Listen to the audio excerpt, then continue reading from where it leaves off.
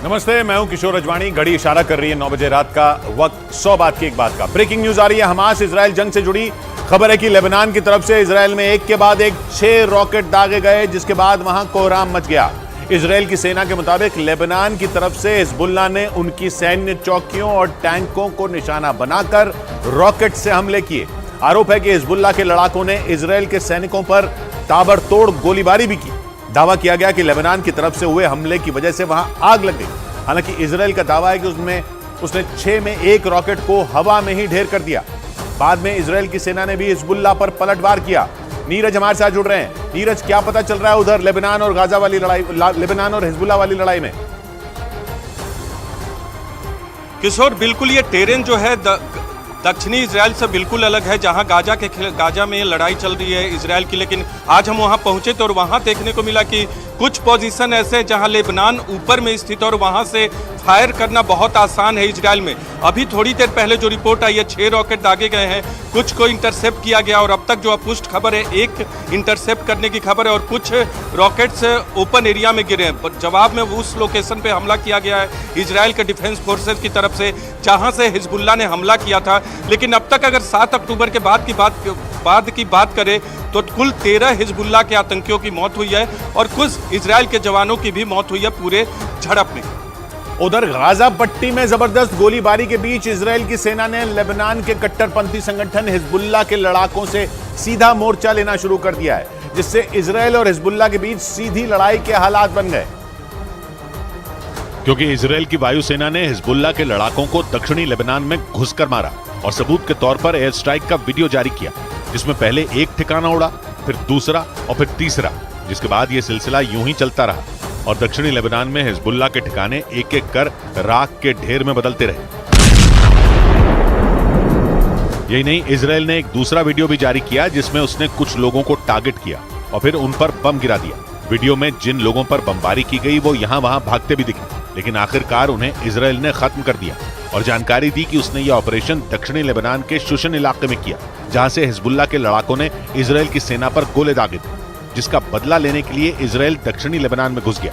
ये नहीं, हिजबुल्लाह ने उसके 2 लड़ाकों की मौत की पुष्टि भी की, जिसके बाद इजराइल का उत्तरी और लेबनान का दक्षिणी हिस्सा जंग के मैदान में बदलने लगा, क्योंकि इजराइल की सेना के ऑपरेशन के बाद हिजबुल्लाह ने भी पलटवार किया और खबर आई कि उसने उत्तरी इजराइल में फिर से मिसाइलें दागी, जिसके बाद उत्तरी इजराइल के कई इलाके धुआं धुआं हो गए, क्योंकि वहां 1-2 नहीं बल्कि 10 मिसाइलें गिरी, जिन्हें दक्षिणी लेबनान में बैठे हिजबुल्लाह के लड़ाकों ने दागा। जिसके बाद इजराइल की सेना उत्तरी इजराइल में एक्टिव हो गई। उसके हेलीकॉप्टर सीमा पर निगरानी करते दिखे, जबकि एक दिन पहले ही उसने फरमान जारी किया था कि इजराइल का लेबनान की सीमा से लगने वाला 5 किलोमीटर तक का इलाका खाली किया जाएगा, क्योंकि उत्तरी इजराइल के मेतुला, बेतशेयान, स्फा और तिबेरिया समेत 28 इलाकों पर मिसाइल गिरने का खतरा मंडरा रहा है, क्योंकि हिजबुल्लाह का टारगेट यही इलाके हैं। लेबनान के सबसे करीब मौजूद इजराइल के शहर मेतुला को तो छावनी में बदल दिया गया, जहां लोगों के रहने पर बैन लग गया, क्योंकि गाजा के अल अहली अस्पताल पर रॉकेट गिरने के बाद हिजबुल्लाह पहले से ज्यादा आक्रामक हो गया। एक दिन पहले ही उसने उत्तरी इजराइल में हमला किया था और उसका मेरकवा टैंक उड़ा दिया था, जिसमें इजराइल के एक सैनिक की मौत हो गई थी। क्योंकि हमास के साथ खड़े हिजबुल्लाह को जैसे ही गाजा के अल अहली अस्पताल पर रॉकेट गिरने की खबर मिली, वो इजराइल पर भड़क गया, क्योंकि हमास और फिलिस्तीन ने हमले के लिए इजराइल को जिम्मेदार ठहराया। यानी अस्पताल पर रॉकेट गिरने के मामले ने उत्तरी इजराइल में छिड़ी जंग की आग में घी डाल दिया और उत्तरी इजराइल में हिजबुल्लाह के हमले तेज हो गए। इजरायली सेना के मुताबिक लेबनान सीमा के पास के उसके रोश हनिका इलाके में एंटी टैंक मिसाइलें दागी गई। यानी अल अहली अस्पताल पर रॉकेट गिरने के बाद उत्तरी इजराइल सुलग उठा और इजराइल के 5 सैनिकों की मौत हो गई, जबकि इजराइल की जवाबी कार्रवाई में हिजबुल्लाह के 13 लड़ाकों की मौत हुई, जिनमें 2 की मौत की खुद हिजबुल्लाह ने पुष्टि की। इस बीच इजराइल से लोहा लेने को तैयार हिजबुल्लाह ने केवल सीमा पर ही नहीं बल्कि लेबनान के अंदर भी इजराइल और उसके दोस्त अमेरिका के खिलाफ मोर्चा खोल दिया। लेबनान की राजधानी बेरूत में तो उसके समर्थक हिंसा पर उतारू हो गए और उन्होंने इतना उत्पाद मचाया कि लेबनान की सेना को सड़कों पर उतरना पड़ा। लेकिन हिजबुल्लाह समर्थकों को रोकना उसके लिए मुश्किल हो गया, क्योंकि प्रदर्शन करने वालों ने सेना पर फायरिंग तक कर डाली। हमास का साथ देने और इजराइल के खिलाफ गुस्सा दिखाने के लिए ये लोग बेरूत में अमेरिका के दूतावास के बाहर इकट्ठा हुए और देखते ही देखते हिंसा शुरू हो गई, क्योंकि ये लोग सेना से ही भिड़ गए। मारपीट तक की नौबत आ गई और बेरूत की सड़क जंग के मैदान जैसी लगने लगी। हिजबुल्लाह समर्थकों ने मांग की कि बॉर्डर खोल दिया जाए क्योंकि वो इजरायल में घुसकर गाजा के लोगों का बदला लेना चाहते हैं। लेकिन नारेबाजी से शुरू हुआ प्रदर्शन देखते ही देखते हिंसक हो गया क्योंकि लेबनान में मौजूद शिया संगठन हिजबुल्लाह इजरायल और अमेरिका के खिलाफ आग उगल रहा है। जबकि अमेरिका ने इजरायल को हिजबुल्लाह से न भिड़ने की सलाह दी। इजरायल की मीडिया ने दावा किया कि बाइडेन ने नेतन्याहू को उत्तरी इजरायल में फूंक फूंक कर कदम रखने की सलाह दी क्योंकि उत्तरी इजरायल में इजरायल की एक गलती जंग को न्योता दे सकती है।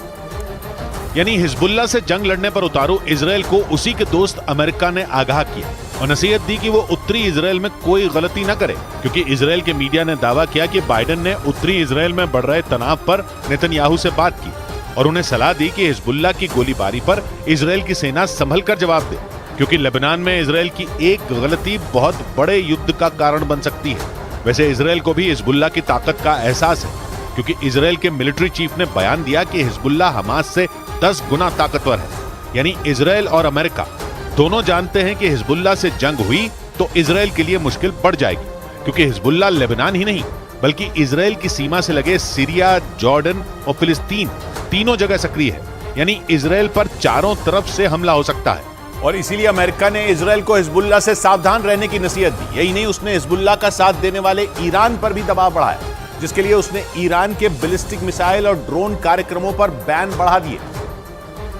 जिसके लिए उसने ईरान, चीन और वेनेजुएला की 8 कंपनियों को टारगेट किया। यही नहीं, उसने ईरान की मदद करने वाले 11 लोगों पर प्रतिबंध लगाए क्योंकि ये सभी ईरान के बैलिस्टिक मिसाइल और ड्रोन कार्यक्रमों में मदद कर रहे थे। अमेरिका ने ईरान पर ऐसे समय में बैन बढ़ाए जब 2015 से ईरान के बैलिस्टिक मिसाइल कार्यक्रम पर लगे संयुक्त राष्ट्र के प्रतिबंध खत्म किए गए। लेकिन अमेरिका, जर्मनी और ब्रिटेन जैसे देशों से ईरान को राहत नहीं मिली क्योंकि ईरान के पास ऐसी मिसाइलें और ड्रोन हैं जो इजरायल और अमेरिका की टेंशन बढ़ा सकते हैं क्योंकि ईरान के खतरनाक ड्रोन का ट्रेलर यूक्रेन जंग में दिख चुका है। जंग के दौरान ईरान पर अपने आत्मघाती ड्रोन रूस की फौज को देने का आरोप लगा था और कहा गया कि रूस ने कीव में ईरान के शाहिद 136 से तबाही मचाई थी क्योंकि ईरान का ये ड्रोन आत्मघाती है। इसके अलावा भी ईरान के पास कई आत्मघाती ड्रोन हैं जिनमें 200 की तो उसने परेड भी करवाई थी। और यही नहीं, ईरान पर हिजबुल्लाह को ड्रोन देने का आरोप लगा है जिनसे वो उत्तरी इजरायल में उत्पात मचा सकता है क्योंकि ईरान ने हिजबुल्लाह को भी मिसाइलें दी हैं और माना जाता है कि उन्हीं के दम पर उसकी मिसाइलों की संख्या 1.5 लाख से ज्यादा हो चुकी है और अब तो उसके जखीरे में ड्रोन भी आ चुके हैं जो पश्चिम एशिया में अरब देशों से घिरे इजरायल के लिए बहुत बड़ा खतरा बन सकते हैं। क्योंकि अमेरिका और इजरायल से बदला लेने पर आमादा ईरान हिजबुल्लाह को जंग में घसीटने पर उतारू हुआ है। यही नहीं, ईरान हमास के साथ भी खड़ा है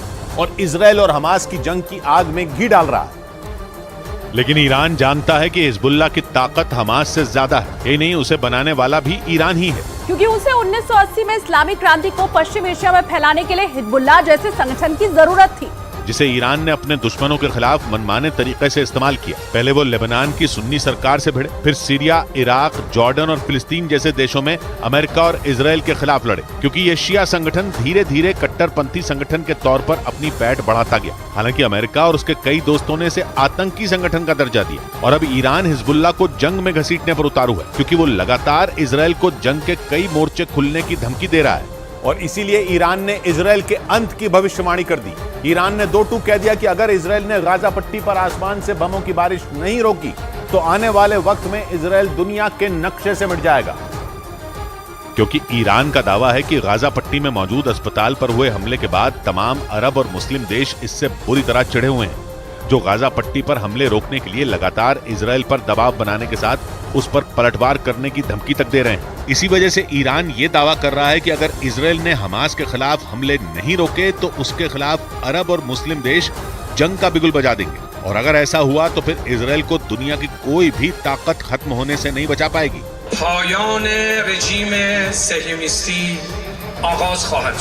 गाजा पट्टी में मौजूद अल अहली अस्पताल पर हुए हमले के विरोध में ईरान की राजधानी तेहरान में जोरदार प्रदर्शन हुए। वहां से आई तस्वीरों में बड़ी संख्या में लोग शहर की सड़कों पर उतरकर इजरायल के खिलाफ प्रदर्शन करते नजर आए और उसी विरोध प्रदर्शन के दौरान भाषण देते हुए ईरान के राष्ट्रपति इब्राहिम रईसी ने इजरायल के दोस्त अमेरिका को खुली चुनौती दे दी। उन्होंने ये दावा किया कि अगर मुस्लिम देशों ने जंग का ऐलान कर दिया तो इजरायल को खत्म होने से अमेरिका भी नहीं बचा पाएगा और ये साफ कर दिया कि हमास के साथ चल रही इस जंग में इजरायल का खात्मा होकर ही रहेगा, जबकि इजरायल खुद एक ताकतवर मुल्क है, ऊपर से वो अमेरिका का जिगरी दोस्त भी है।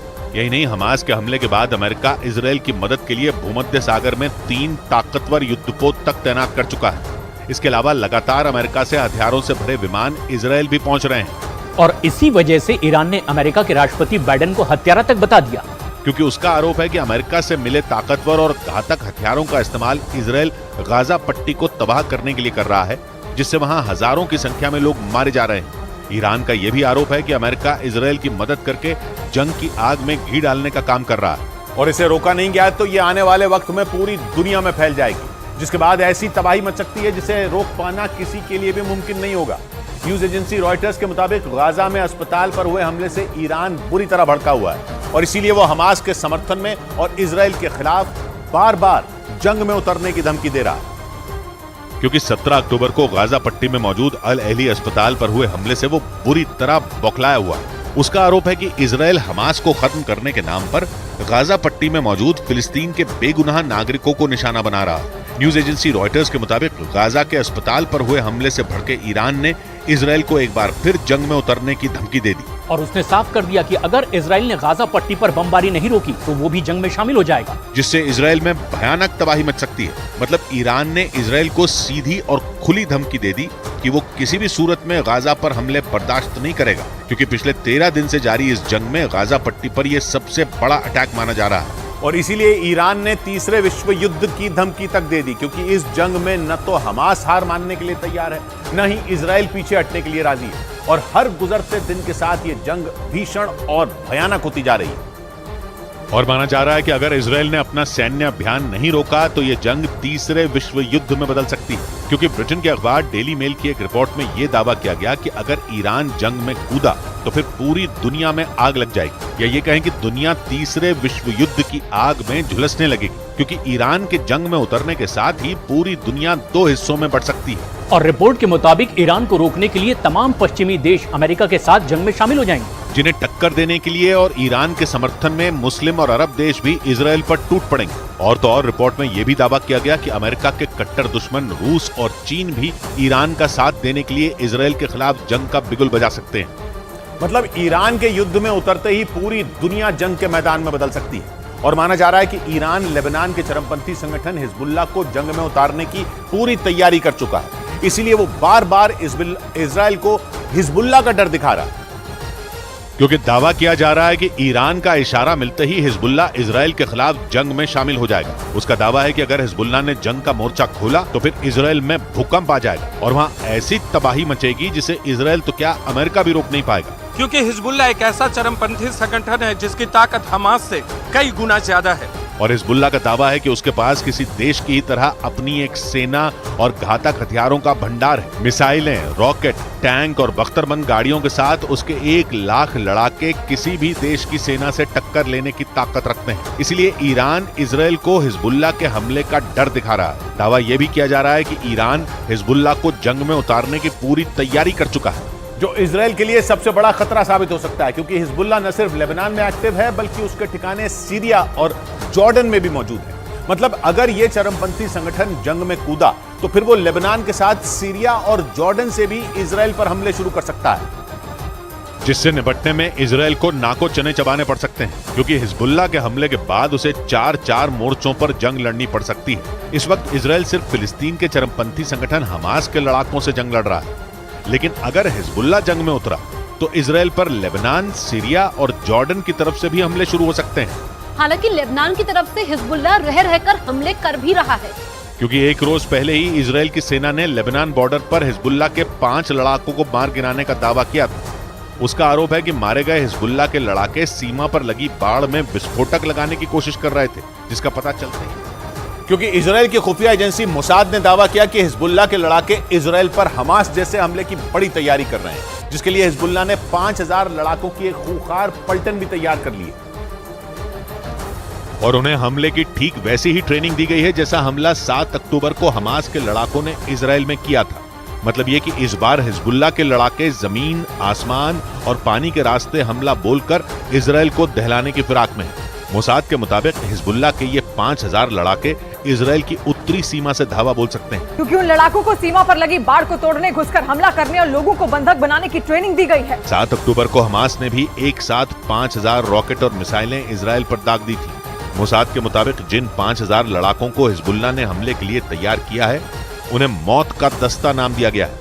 हालांकि इसराइल की सेना अपनी उत्तरी सीमा पर हिजबुल्लाह के लड़ाकों को चुन चुन कर ठिकाने लगा रही है। एक रोज पहले इसराइल की सेना ने हिजबुल्लाह के 5 लड़ाकों को मार गिराने का दावा किया और बाद में हिजबुल्लाह की तरफ से भी उसके लड़ाकों के मारे जाने की खबर पर मोहर लगा दी गई। ईरान का आरोप है कि इसराइल का मकसद हमास को खत्म करना नहीं है, बल्कि वो एक बार फिर पूरी गाजा पट्टी पर कब्जा करना चाहता है, जिस पर 2007 से ही हमास का कब्जा है और वो किसी भी कीमत पर इसराइल को दुनिया के नक्शे से मिटा देना चाहता है। लेकिन ईरान का दावा है कि 7 अक्टूबर को हमास के हमले के बाद इसराइल एक बार फिर गाजा पट्टी पर कब्जा करने की फिराक में, जबकि 1967 से 2005 तक गाजा पट्टी इसराइल के ही कब्जे में थी। लेकिन सितंबर 2006 में इसराइल ने गाजा पट्टी को खाली कर दिया था, जिसके बाद उसके दुश्मन हमास ने वहां कब्जा जमा लिया और तभी से वो इसराइल पर लगातार हमले कर रहा है। लेकिन ईरान का आरोप है कि हमास के हमले को इसराइल ने एक मौके की तरह लिया और उसने गाजा पट्टी पर फिर कब्जा जमाने के लिए अपनी पूरी ताकत लगा दी। और ईरान ने आरोप लगाया कि गाजा पट्टी के अस्पताल पर इतना बड़ा हमला उसी रणनीति का हिस्सा है। उसका यह भी आरोप है कि अमेरिका के लड़ाकू विमान F-35 से इसराइल हमास के ठिकानों को निशाना बना रहा है। और इसीलिए ईरान ने आरोप लगाया कि गाजा पट्टी में तबाही मचाने और बेगुनाहों की हत्या करने में इसराइल और अमेरिका बराबर के भागीदार हैं। माना जा रहा है कि इसी वजह से ईरान लगातार दुनिया के तमाम मुस्लिम देशों से फिलिस्तीन के समर्थन में एकजुट होने की अपील कर रहा है, क्योंकि न्यूज एजेंसी रॉयटर्स के मुताबिक इसराइल हमास के ठिकानों को तबाह करने के लिए F-35 लड़ाकू विमान का इस्तेमाल कर रहा है। और दावा किया जा रहा है कि इसी वजह से ईरान बुरी तरह से बौखला गया है, क्योंकि F-35 लड़ाकू विमान ईरान समेत इसराइल के हर दुश्मन को पल भर में ढेर करने की ताकत रखता है। एक रिपोर्ट के मुताबिक इस घातक फाइटर जेट को अमेरिका और इसराइल दोनों ने मिलकर बनाया है, जिसे इसराइल के जखीरे का सबसे घातक हथियार बताया जा रहा है। इसकी ताकत का अंदाजा इसी बात से लगाया जा सकता है कि ये फाइटर जेट रडार को चकमा देने में भी माहिर है। और न्यूज एजेंसी रॉयटर्स के मुताबिक ईरान के परमाणु बम बनाने की तैयारी ने इसराइल की चिंता और बढ़ा दी है। हालांकि दावा यह किया जा रहा है कि इसराइल का F-35 लड़ाकू विमान ईरान के लिए काल साबित हो सकता है, क्योंकि ये लड़ाकू विमान ईरान की सीमा में घुसे बिना ही उसके ठिकानों को तबाह करने की ताकत रखता है। इसी वजह से ये दावा किया जा रहा है कि ईरान बुरी तरह डरा हुआ है, क्योंकि इसराइल ईरान को परमाणु कार्यक्रम बंद करने और ऐसा नहीं करने पर उस पर हमले की कई बार धमकी तक दे चुका है, जबकि ईरान हर हाल में परमाणु ताकत हासिल करना चाहता है। और आरोप है कि वो पिछले कई साल से चोरी छिपे परमाणु बम बनाने में जुटा है, क्योंकि कुछ रोज पहले अमेरिका के रक्षा विभाग पेंटागन की एक रिपोर्ट के मुताबिक ईरान सिर्फ 2 हफ्तों के अंदर परमाणु बम बना सकता है, जिससे सबसे बड़ा खतरा इसराइल को है, क्योंकि वो ये बात अच्छी तरह जानता है कि अगर ईरान ने बम बना लिया तो फिर उसे रोक पाना आसान नहीं होगा। इसलिए इसराइल ईरान को परमाणु कार्यक्रम बंद करने की धमकी देने में जुटा था और यहां तक कि वो ईरान को रोकने के लिए उस पर हमला करने के लिए भी तैयार था। लेकिन दावा किया जा रहा है कि हमास के हमले के बाद सब कुछ उलट गया, क्योंकि माना जा रहा है कि इस जंग के बहाने ईरान इसराइल को सबक सिखाने की तैयारी में जुट गया और इसराइल को दुनिया से मिटाने की रणनीति पर काम करने लगा।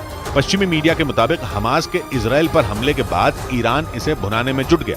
हालांकि वो पहले से ही इसराइल के खिलाफ हमास और हिजबुल्लाह को एक हथियार के तौर पर इस्तेमाल कर रहा है। आरोप है कि वो इन दोनों चरमपंथी संगठनों को कई साल से फंड देने के साथ घातक और खतरनाक हथियारों की भी सप्लाई करता आ रहा है। लेकिन जैसे ही हमास ने इसराइल के खिलाफ युद्ध छेड़ा, ईरान इसका फायदा उठाने में जुट गया। और न्यूज एजेंसी रॉयटर्स के मुताबिक इसीलिए ईरान हिजबुल्लाह और हमास को उकसाने के साथ खुद भी जंग में उतरने की धमकी दे रहा है। हालांकि माना यह भी जा रहा है कि अमेरिका और इसराइल ईरान के इस पैंतरे को बखूबी समझ रहे हैं और उससे निपटने के लिए उन्होंने तैयारियां भी शुरू कर दी हैं। मतलब अगर ईरान ने जंग में शामिल होने की गलती की तो फिर उसे इसराइल के साथ साथ सुपर पावर अमेरिका का भी कहर झेलना पड़ेगा। उधर अमेरिका ने इसराइल को गाजा में जमीनी हमले के लिए हरी झंडी दे दी। इसराइल से निकलने से पहले अमेरिकी राष्ट्रपति जो बाइडेन ने उसे यह भरोसा दिया। यह जानकारी ब्रिटेन के अखबार डेली मेल ने दी, जिसने हमास और इसराइल के बीच चल रही जंग के भयंकर होने का चांस बढ़ा दिया, क्योंकि इसराइल ने हमास को खत्म करने की कसम खा रखी है और बिना रुके गाजा पर हवाई हमले कर रहा है। दिन हो या रात इसराइल की गाजा में एयर स्ट्राइक जारी है और अब वो जमीनी हमले के लिए भी तैयार है, जिसके लिए उसे बाइडेन से हरी झंडी मिल चुकी है। ये दावा ब्रिटेन के अखबार डेली मेल ने किया। अखबार ने जानकारी दी कि इजरायल दौरे के दौरान बाइडेन ने नेतन्याहू से इस बारे में बात की और दो टूक बोल दिया कि गाजा पर जमीनी हमले के प्लान में अमेरिका इजरायल के साथ है, जिसके बाद खबर आई कि इजरायल की सेना कभी भी गाजा में घुस सकती है। और अब तो बाइडेन ने खुद इजरायल को हमास के खात्मे का ग्रीन सिग्नल दे दिया है। We will not stand by and do nothing again. Not today, not tomorrow, not ever. Hamas से जंग के बीच इजरायल पहुंचे बाइडेन ने तेल अवीव में करीब 8 घंटे बिताए। इस दौरान वो केवल नेतन्याहू से ही नहीं बल्कि उनकी वॉर कैबिनेट के दूसरे सदस्यों से भी मिले और इसके अलावा उनकी इजरायल के रक्षा मंत्री योआव गलांट से भी मुलाकात हुई, जिन्होंने बाइडेन से खुलकर बोल दिया कि हमास के साथ इजरायल की जंग लंबी खिंच सकती है। बाइडेन और योआव गलांट के बीच हुई बातचीत से जुड़ी ये जानकारी ब्रिटेन के अखबार डेली मेल ने दी, जिसके बाद इजरायल की हमास के खिलाफ चल रही भयंकर जंग के लंबे खिंचने का चांस बढ़ गया, क्योंकि ऐसा किसी और को नहीं बल्कि खुद इजरायल के रक्षा मंत्री योआव गलांट को लगता है। और उन्होंने ये बात बाइडेन को भी बता दिया और दो टूक शब्दों में कह दिया कि लंबे वक्त तक इजरायल को अमेरिकी मदद की जरूरत पड़ सकती है, क्योंकि हमास और इजरायल की जंग लंबी खिंच सकती है। डेली मेल ने अपनी रिपोर्ट में जानकारी दी कि इस बारे में केवल इजरायल के रक्षा मंत्री ही नहीं बल्कि नेतन्याहू के विरोधी बेनी गैंट्स ने भी बाइडेन से चर्चा की और ये आशंका जताई गई कि हमास और इजरायल के बीच युद्ध सालों तक चल सकता है। यानी नेतन्याहू के मंत्री और विरोधी दोनों ने हमास से लंबी जंग की आशंका जताई और उम्मीद जताई कि अमेरिका इजरायल के साथ खड़ा रहेगा, क्योंकि हमास और इजरायल की जंग के पहले दिन से ही अमेरिका इजरायल के साथ खड़ा है। यही नहीं, जैसे ही अमेरिका को हमास के इजरायल में खून खराबा करने की खबर मिली, जिसके बाद वो भूमध्य सागर में सक्रिय हो गया और उसने अपने तीन एयरक्राफ्ट कैरियर भूमध्य सागर में भेज दिए, जिनमें अमेरिका का जेरल्ड फोर्ड एयरक्राफ्ट कैरियर भी शामिल है। जेरल्ड फोर्ड को दुनिया का सबसे बड़ा एयरक्राफ्ट कैरियर माना जाता है और इसकी ऊंचाई 76 मीटर है, यानी ये कुतुब मीनार से भी ऊंचा है, जिसकी क्षमता 1 लाख टन से ज्यादा है और इस पर 70 फाइटर जेट एक साथ ले जाए जा सकते हैं। यानी इजरायल की सुरक्षा के लिए अमेरिका ने अपने ताकतवर हथियार भेज दिए। यही नहीं, पहले अमेरिकी विदेश मंत्री एंटनी ब्लिंकन इजरायल पहुंचे और फिर बाइडेन ने भी इजरायल का दौरा किया। हालांकि अमेरिका ने इजरायल को पहले ही बता दिया था कि वो गाजा में आम लोगों को मारने के खिलाफ है और वो ये नहीं चाहता कि इजरायल गाजा पर कब्जा करे, लेकिन बाइडेन ने हमास के खात्मे के लिए इजरायल का साथ देने का वादा किया था और इजरायल दौरे पर उन्होंने ये बात दोहराई। और जैसे ही बाइडेन इजरायल से निकले, इजरायल ने गाजा पर हमले तेज कर दिए और हमास के सैकड़ों ठिकानों को बर्बाद कर दिया। हालांकि इस बार भी उसने एयर स्ट्राइक ही की और गाजा पट्टी में हमास के सैकड़ों ठिकानों को निशाना बनाया। इजरायल की सेना ने हमले का वीडियो भी जारी किया, जिसमें गाजा पट्टी में बनी इमारतें ऐसे उड़ते दिखी मानो ज्वालामुखी फटा हो। इजरायल की गाजा पर एयर स्ट्राइक की तस्वीरें फिलिस्तीन ने भी जारी की, जिनमें इजरायल के रॉकेट गाजा में गिरते दिखे। एक रॉकेट गिरने के बाद तो ऐसा धमाका हुआ कि कान के पर्दे फट जाएं। इजरायल की सेना ने दावा किया कि जंग के 13वें दिन उसने हमास के सैकड़ों ठिकानों को खत्म कर दिया, जिनमें हमास के सैन्य ठिकाने, सुरंगें और मिसाइल लॉन्च करने वाली जगहें शामिल थी। लेकिन हमास के ठिकानों को बर्बाद करने के चक्कर में इजरायल ने गाजा को खंडहर में बदल दिया। वहां मकान कम और मलबा ज्यादा दिखा, क्योंकि फिलिस्तीन का कहना है कि इजरायल की मिसाइलों से आम लोगों के ठिकाने भी खत्म हो गए। उत्तरी गाजा तो पूरा का पूरा बर्बाद होने की कगार पर पहुंच गया। और अगर इजरायल की सेना गाजा पट्टी में घुस गई तो फिर गाजा में ऐसी बर्बादी हो सकती है जैसी किसी ने सोची भी नहीं होगी, क्योंकि गाजा पट्टी की सीमा पर इजरायल के लाखों सैनिक खड़े हैं, जिनका साथ इजरायल का D9R बुलडोजर देगा, जो इजरायल के लाखों सैनिकों के आगे चलेगा। इजरायल का D9R बुलडोजर 26 फीट लंबा है, जिस पर न तो मिसाइलों और न ही बारूदी सुरंगों का असर पड़ता है, क्योंकि इस बख्तरबंद बुलडोजर पर 15 टन का कवच लगा हुआ है, जो दुश्मन की गोली या मिसाइलों को इजरायल के सैनिकों तक पहुंचने से पहले ही रोक देगा। और अगर कुछ मिसाइलें या गोलियां D9R बुलडोजर को पार कर गईं, तो फिर उनका सामना इजरायल के शक्तिशाली मेरकवा टैंक से होगा, क्योंकि इजरायल के 3 लाख सैनिकों के साथ उसके मेरकवा टैंक भी गाजा में घुसेंगे, जो चलते चलते दुश्मन को उड़ा सकते हैं। मतलब आसमान के बाद गाजा पर जमीन से अटैक हो सकता है, जिसके लिए इजरायल को उसके सबसे पक्के दोस्त अमेरिका का साथ मिल चुका है।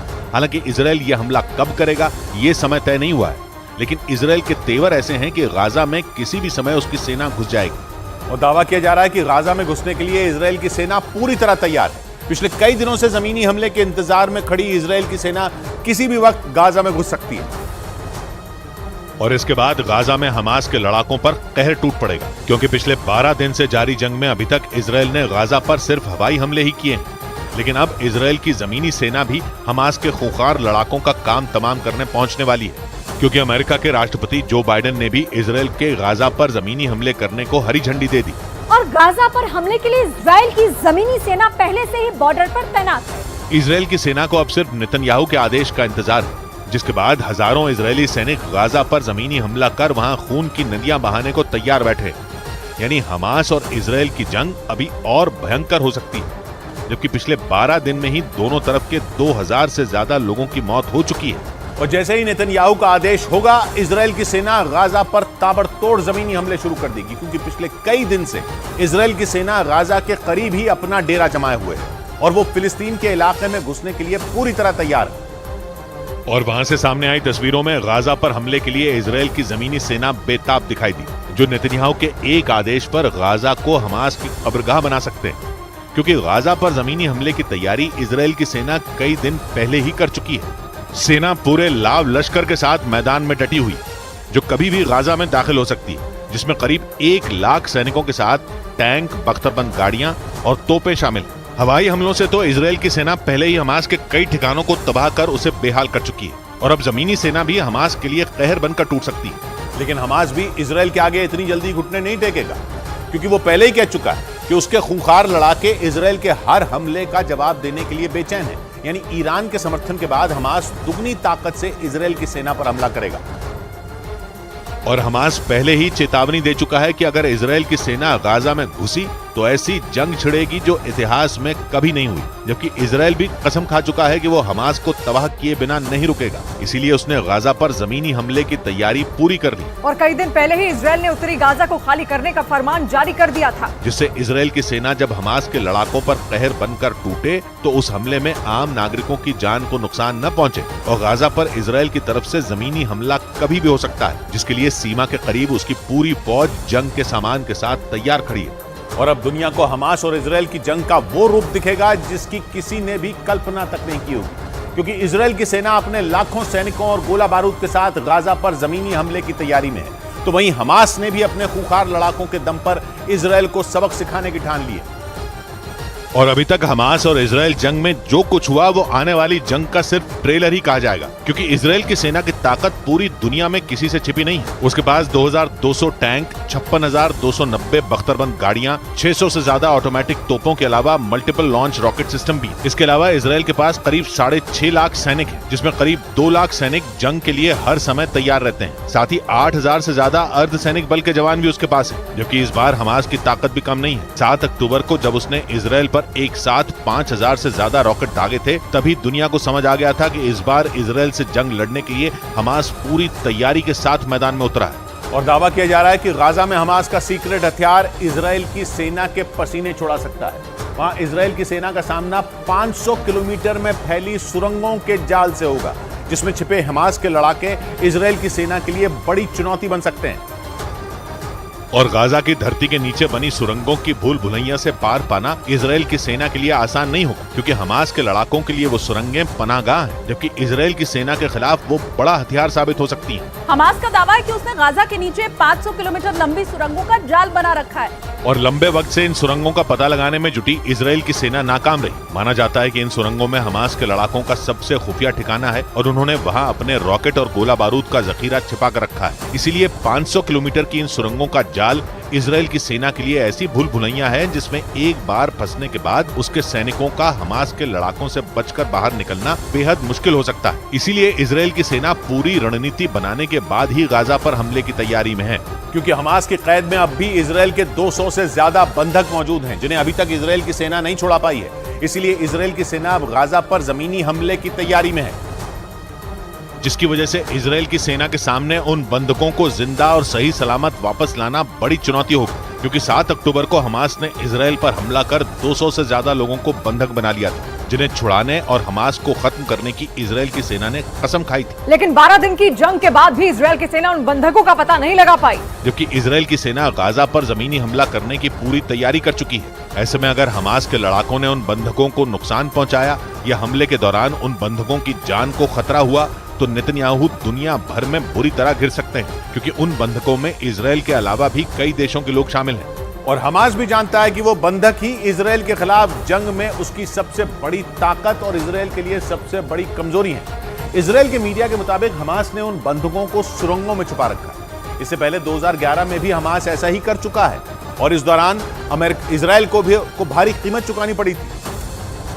और इस बार भी हमास ने इजराइल पर हमला करने के बाद उसके 200 से ज्यादा लोगों को बंधक बनाकर उसी कहानी को दोहरा दिया। इससे पहले 2011 में हमास ने इजराइल के एक सैनिक को अगवा किया था, जिसे छुड़ाने में सैकड़ों लोगों की जान चली गई, लेकिन इजराइल की सेना अगवा हुए सैनिक को छुड़ाने में नाकाम रही थी। जिसके बाद चरमपंथी संगठन हमास ने बंधक सैनिक के बदले इजराइल से कैदी को छोड़ने की मांग रखी और हमास की शर्त के सामने नेतन्याहू सरकार को झुकना पड़ा, जिसके बाद इजराइल ने 1000 से ज्यादा फिलिस्तीनी कैदियों को रिहा कर दिया था, जिसमें सैकड़ों लोग ऐसे भी थे जिन्हें इजराइल में आतंक फैलाने के आरोप में उम्र कैद की सजा हुई थी। माना जा रहा है कि 2011 की उसी कामयाबी के बाद हमास ने एक बार फिर बंधकों वाला तरीका अपनाया। इस बीच गाजा पर जमीनी हमले के दौरान टैंकों को बचाने के लिए इजराइल की तैयारी सामने आई। जमीनी हमले के लिए गाजा को घेर कर सैकड़ों टैंकों के साथ इजराइल की सेना कई दिन से खड़ी है। और इस बीच इजराइल की सेना के टैंकों की कुछ तस्वीरें सामने आई, जिनके ऊपर जालीदार छतरी जैसा कुछ लगा दिखा। दावा किया गया कि इजराइल की सेना ने गाजा पर जमीनी हमले के दौरान अपने टैंकों को बचाने के लिए ये तैयारी की है। असल में इजराइल के टैंकों के ऊपर लगी इस छतरी को एंटी ड्रोन केज या एंटी ड्रोन ग्रिल कहते हैं। ये टैंक के ऊपर लगी मशीन गन को चलाने वाले जवान को आत्मघाती ड्रोन हमलों से बचाती है। इस पर छोटे मोटे ड्रोन हमलों का असर नहीं होता, क्योंकि टैंक के ऊपर लगी ये ग्रिल उन हमलों को संभाल लेती है, जिसकी वजह से वो जख्मी हो सकते हैं लेकिन उनकी जान नहीं जाती। उधर जंग के बीच इजराइल ने माना कि हमास को पूरी तरह खत्म करने में 6 से 8 महीनों का समय लग सकता है।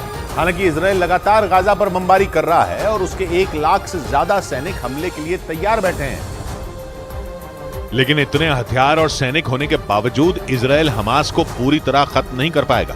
सऊदी अरब के न्यूज चैनल अल अरबिया के मुताबिक अमेरिका के सुरक्षा विभाग का मानना है कि अगर इजराइल ने गाजा पर जमीनी कार्रवाई की तो उसे भी बड़ा नुकसान हो सकता है। साथ ही उसे जंग जीतने के लिए 6 से 8 महीने का समय लगेगा। ऐसा इसलिए क्योंकि हमास के लड़ाकों के पास आधुनिक हथियार और मिसाइलें हैं।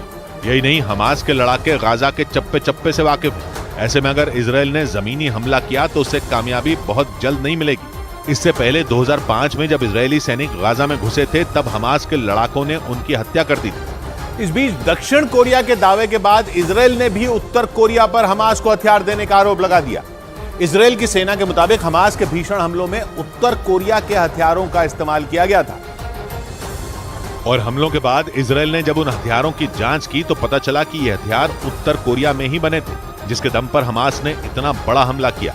इजराइल की सेना के मुताबिक हमास ने हमलों में F7 रॉकेट का इस्तेमाल किया था। F7 रॉकेट बख्तरबंद गाड़ियों को तबाह करने में सक्षम होते हैं और उन रॉकेटों को उत्तर कोरिया में तैयार किया जाता है। इससे पहले दक्षिण कोरिया ने दावा किया था कि ये हथियार ईरान की मदद से हमास तक पहुंचाए गए थे। इतना ही नहीं, इजराइल ने उत्तर कोरिया पर हमास के समर्थन का भी आरोप लगाया। हालांकि उत्तर कोरिया ने अपने ऊपर लगे इन आरोपों से इनकार किया।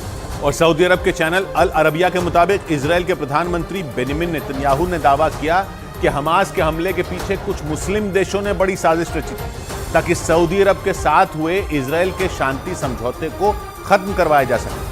पिछले महीने ही दोनों देशों ने अमेरिका की पहल पर दुश्मनी भुलाकर शांति समझौता करने का प्रयास किया था। लेकिन इजराइल और हमास की जंग की वजह से 3 दिन पहले सऊदी अरब ने उस समझौते को टाल दिया था और दो टूक कहा था कि वो इस वक्त इजराइल के साथ किसी भी तरह का समझौता करने की स्थिति में नहीं है, क्योंकि इजराइल के साथ शांति समझौता करके सऊदी अरब दुनिया भर के मुस्लिम देशों को नाराज नहीं करना चाहता। सऊदी अरब फिलिस्तीन का समर्थक है, लेकिन इजराइल के साथ भी दोस्ती का हाथ उसने आगे बढ़ाया था। इजराइल ने भी सऊदी अरब से दोस्ती करके मुस्लिम देशों के साथ अपनी नजदीकियां बढ़ाने की कोशिश की थी, लेकिन 7 अक्टूबर को इजराइल पर हमास के हमले के बाद बात बिगड़ गई और यह समझौता खटाई में पड़ गया। इस बीच नेतन्याहू ने दावा किया कि ईरान समेत कुछ मुस्लिम देश नहीं चाहते कि सऊदी अरब के साथ उनकी दोस्ती हो। इसी वजह से हमास के हमले के पीछे उन्होंने बड़ी साजिश का आरोप लगा दिया। उधर भीषण जंग के बीच हमास की नचाबा फोर्स इजराइल की सेना के लिए बड़ी मुसीबत बन गई, क्योंकि उसके खूंखार लड़ाकों ने वहां कत्लेआम मचा दिया, जिन्हें काबू करना इजराइल की सेना के लिए जंग में जीत हासिल करने जैसा होगा। क्योंकि हमास की नचाबा फोर्स इजराइल पर लगातार निशाना बना रही है और लोगों को मौत के घाट उतार रही है। बताया जा रहा है कि जंग में नचाबा फोर्स से निपटना ही इजराइल की सेना के लिए सबसे बड़ी चुनौती बन गई। इजराइल की सेना के मुताबिक वहां 7 अक्टूबर को हुए भीषण हमलों में नचाबा फोर्स का ही हाथ था, जिसने हमले से पहले पूरी प्लानिंग की। और इजराइल पर एक साथ 5,000 से ज्यादा रॉकेट दाग दिए, जिससे पूरा इजराइल थर्रा उठा और हजारों लोगों की जान चली गई। जबकि उन हमलों के जवाब में नचाबा फोर्स का सामना करना वहां की फौज के लिए बड़ा सिरदर्द बन गया। लेकिन हमास की नचाबा फोर्स को मौत की नींद सुलाने के लिए इजराइल की सेना ने भी कमर कस ली। जंग के बीच कुछ दिनों पहले ही इजराइल के सैनिकों ने उसके ठिकानों पर ताबड़तोड़ हमले किए थे और नचाबा फोर्स के खूंखार लड़ाके मोहम्मद अबू शमला को मार गिराया था। इजराइल ने दावा किया कि मोहम्मद अबू शमला के घर को हमास ने अपने हथियार रखने का ठिकाना बनाया हुआ था, जिस पर एक के बाद एक हमले कर इजराइल के सैनिकों ने तबाह कर दिया था। बड़ी बात यह कि उसका घर गाजा पट्टी के रफा इलाके में था, जो गाजा पट्टी का दूसरा सबसे बड़ा शहर है और उसकी दक्षिणी दिशा में है, यानी मिस्र की सीमा के नजदीक है, क्योंकि दक्षिण में गाजा पट्टी की सीमा मिस्र से लगती है। इजराइल की सेना ने जानकारी दी थी कि गाजा पर किए गए हमलों में नचाबा के मुख्यालय को भी निशाना बनाया गया था। लेकिन नचाबा फोर्स के लड़ाकों से निपटना इजराइल के सैनिकों के लिए इतना आसान भी नहीं है, क्योंकि उन्हें खास तौर पर घात लगाकर हमले करने के लिए तैयार किया जाता है, जो किसी भी ठिकाने पर रॉकेट दागने में माहिर होते हैं। और सबसे बड़ी बात यह कि हमास के आका खुद इन लड़ाकों को चुनते हैं, जिसके बाद इन्हें कड़ी ट्रेनिंग दी जाती है। इसके साथ ही उन्हें हथियार और विस्फोटकों को संभालने के लिए खास ट्रेनिंग भी दी जाती है।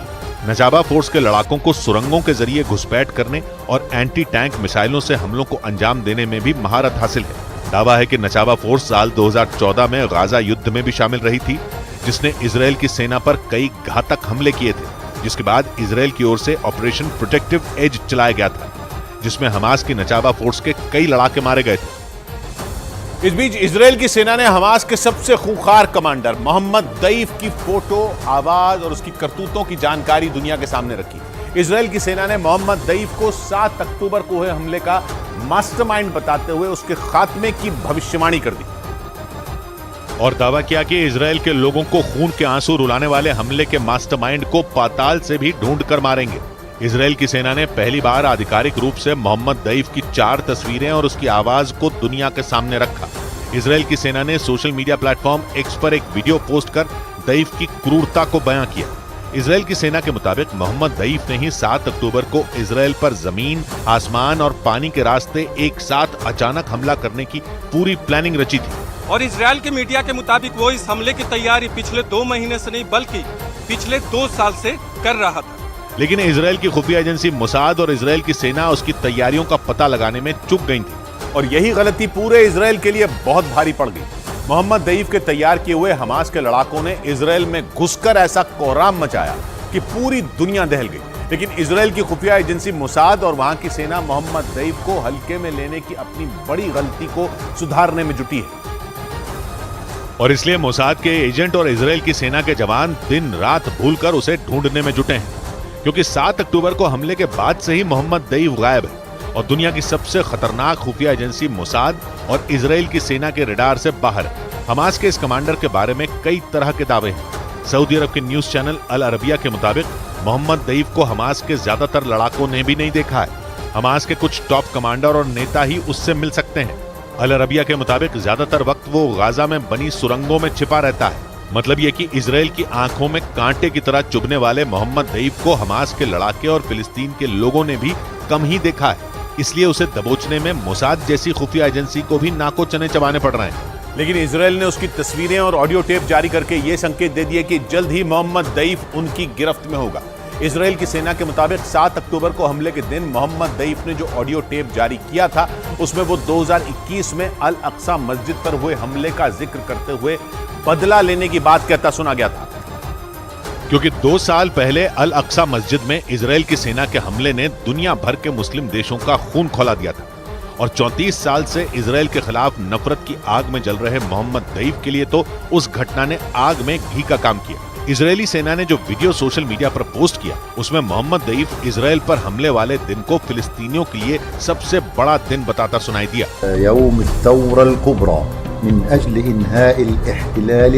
अमेरिकी न्यूज चैनल CNN के मुताबिक मोहम्मद दईफ 2021 में मुसलमानों के पवित्र स्थल अल अक्सा मस्जिद पर इजराइल के हमले के बाद से ही इजराइल से बदला लेने की कोशिश में जुटा था और इसके लिए इजराइल की सेना के नाक के नीचे उसने हमास के लड़ाकों के लिए कई ट्रेनिंग कैंप बना रखे थे, जिसकी जानकारी तक उसने मोसाद के एजेंटों और इजराइल की सेना को नहीं लगने दी।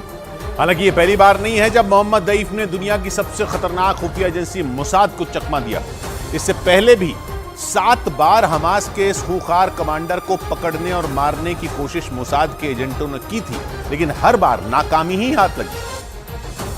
क्योंकि मोसाद के एजेंटों के लिए उसे पहचानना सबसे बड़ी चुनौती है। हमास के कमांडर मोहम्मद दईफ की सिर्फ 4 तस्वीरें ही इजराइल की सेना और मोसाद के पास मौजूद हैं, जिनमें वो अलग अलग पहनावे और हुलिये में नजर आता है। किसी तस्वीर में उसकी मूछें हैं तो किसी में वो बिना मूछों के नजर आ रहा है। ब्रिटेन की मीडिया के मुताबिक बीते कई साल से मोहम्मद दईफ का चेहरा बेहद कम लोगों ने देखा है। मोसाद के एक पूर्व एजेंट के मुताबिक पूरी प्लानिंग के साथ 7 बार उसे मारने की कोशिश की गई, लेकिन हर बार वो अपना हुलिया बदलकर बच निकला। हालांकि मोसाद का दावा है कि एक हमले के दौरान उसने अपनी एक आंख, एक हाथ और एक पैर गंवा दिए थे। मोसाद का दावा तो ये भी है कि उस हमले में उसके कान के पर्दे तक फट गए थे, यानी वो सुन भी नहीं सकता।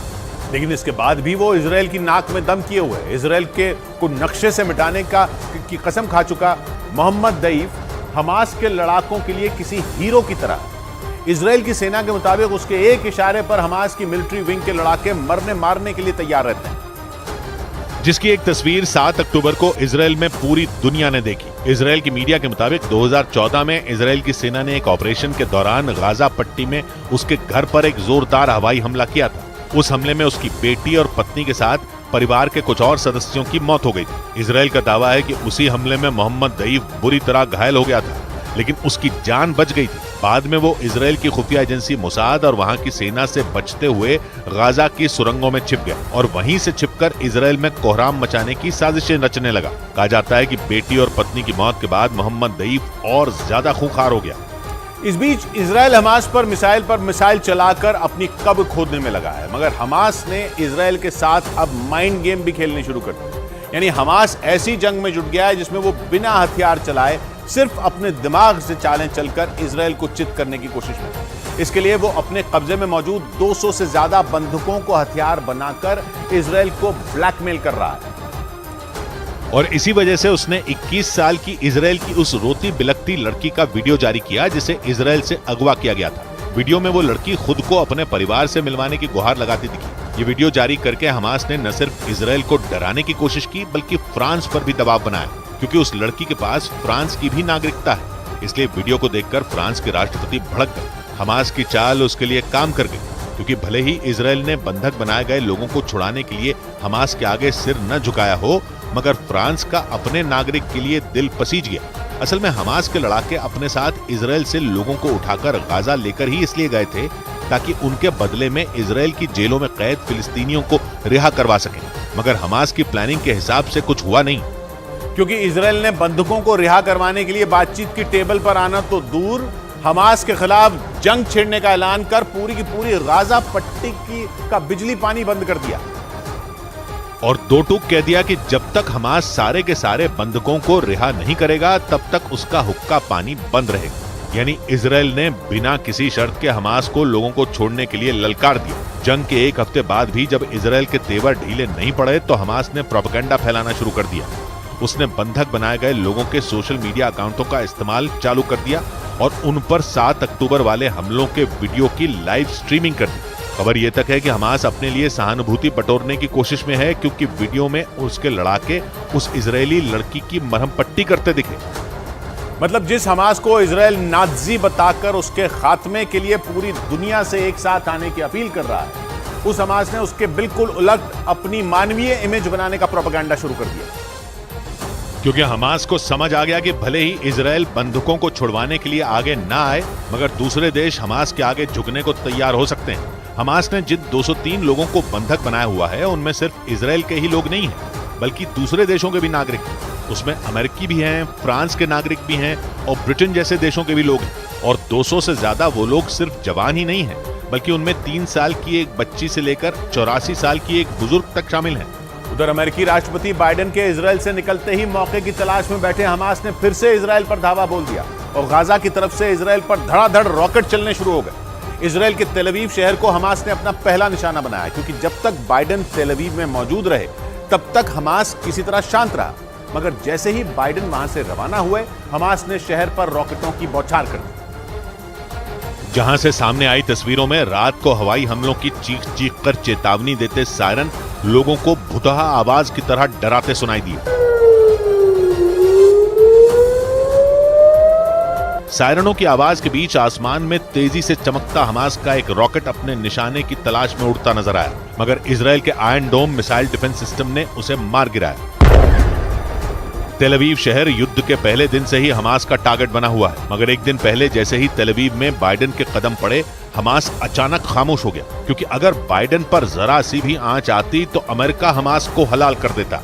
इसलिए बाइडेन के तेल अवीव शहर में मौजूद रहने तक हमास ने चूं तक नहीं की, मगर उसके बाद उसने दोबारा तेल अवीव में आतंक मचाना शुरू कर दिया, क्योंकि तेल अवीव इजराइल का एक बेहद अहम शहर है जो इजराइल की अर्थव्यवस्था की रीढ़ की हड्डी है। गाजा शहर से तेल अवीव करीब 70 किलोमीटर दूर है। इजराइल भले ही यरूशलेम के लिए फिलिस्तीन और मुस्लिम देशों से लड़ रहा हो, लेकिन तेल अवीव शहर उसकी लाइफलाइन है। वो आर्थिक और सांस्कृतिक तौर पर इजराइल की जान है। इजराइल का मुख्य अंतर्राष्ट्रीय एयरपोर्ट तेल अवीव में है। वहीं पर तेल अवीव स्टॉक एक्सचेंज भी है, बड़ी बड़ी कंपनियां हैं और पर्यटन से भी तेल अवीव इजराइल को खूब कमा कर देता है। इसलिए तेल अवीव को ढहाने का मतलब है इजराइल को घुटनों पर लाना। यही वजह है कि 1948 में इजराइल के बनने के बाद जब पहली बार उसकी अरब देशों से जंग छिड़ी थी, तेल अवीव तब भी निशाने पर था और अब भी निशाने पर है। इस बीच हमास की बेरहमी के सबूत पेश करता है एक ऐसा सीसीटीवी वीडियो सामने आया जिसने पूरी दुनिया की सांसें अटका दी। ये वीडियो 7 अक्टूबर का बताया गया, यानी उस दिन का जब हमास के लड़ाकों ने इजराइल पर धावा बोला था और सुबह सुबह उन्होंने दक्षिणी इजराइल के स्तेरोद शहर में कत्लेआम मचा दिया था।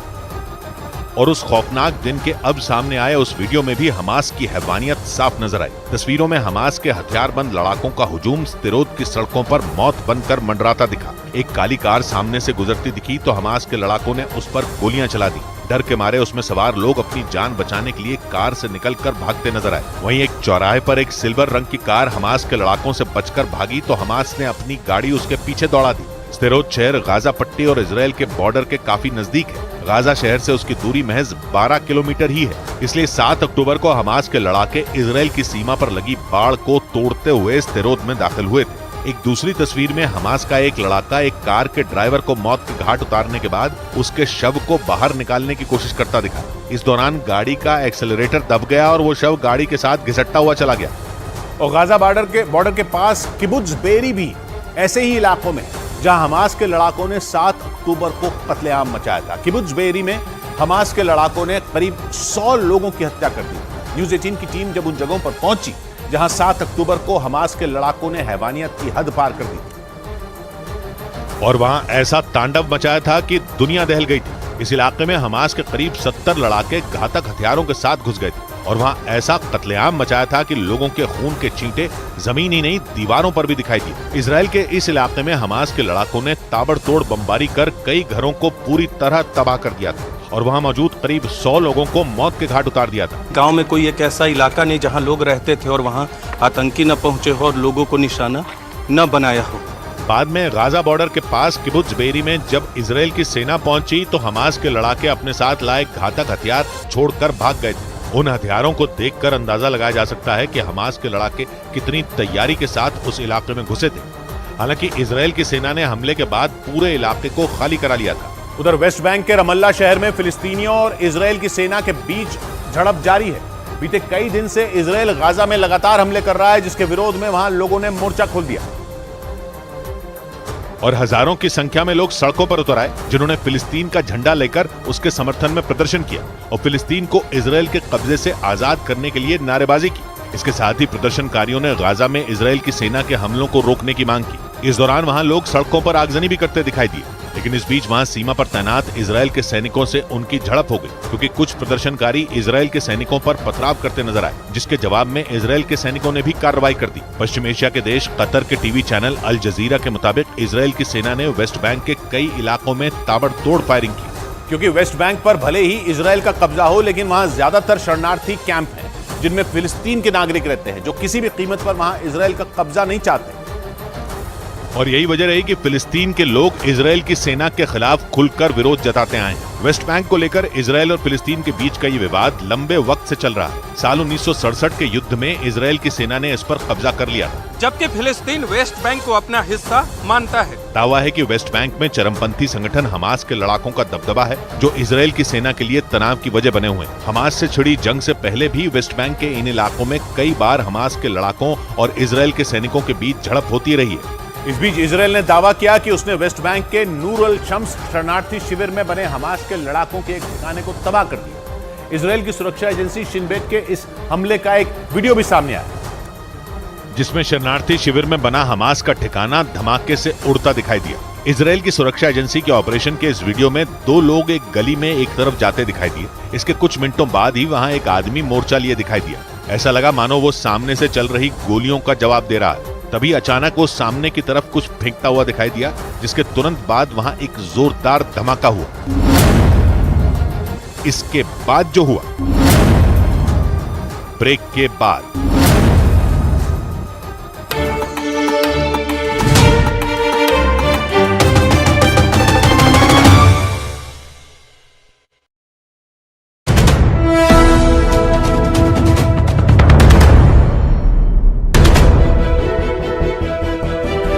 मैंने कहा रुको भाई, माँ बेटे को सुबह की चाय तो पी लेने दो, है ना? अरे माँ, आप मुझे फोन कर रही हो? तो और क्या करूं? चाय। प्यार से चाय बनाते, प्यार से रिश्ते निभाते। वाघ बकरी चाय हमेशा रिश्ते बनाए। ये नया इंडिया, नए नजरिए का इंडिया, जहां लोगों का नंबर 1 भरोसा बनता है, वो जो उनके मुद्दे, उनकी आवाज निडर होकर उठाता है, लोगों की नंबर 1 पसंद बनता है, वो जो सिर्फ रफ्तार नहीं जिम्मेदारी पर भी विश्वास रखता है। देश का नंबर 1 न्यूज चैनल बनता है वो जो देश हित और जनहित दोनों को सर्वोपरि समझता है। न्यूज़ 18 इंडिया, नए इंडिया का नया नंबर 1 न्यूज चैनल। क्या खुशबू आ रही है। ऑफिस के बाहर तुम्हारी ये वाली चाय 200 रुपए में बिकेगी, पता है? मैं ये वाली चाय सबके लिए नहीं बनाती। प्यार से चाय बनाते, प्यार से रिश्ते निभाते। वाघ बकरी चाय हमेशा रिश्ते बनाए।